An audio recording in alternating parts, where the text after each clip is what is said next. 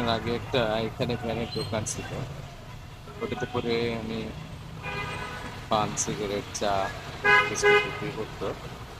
কিন্তু ফুটপাতে বসার কারণে এটা উঠায় দেয়া হয়, পুলিশকে এটা উঠায় দেয়। এখন ওনারা আসলে ওই ক্যারেট নিয়ে বসে পান, সিগারেট, বিস্কিট বিক্রি করে। অনেক বয়স্ক লোক। তো বৃষ্টি বাদলের দিনে দেখেন তার কি অবস্থায় আছে, কিভাবে এটা ব্যবসা করছে। ওখানে বসে ব্যবসা করছে। চাচা, কি অবস্থা?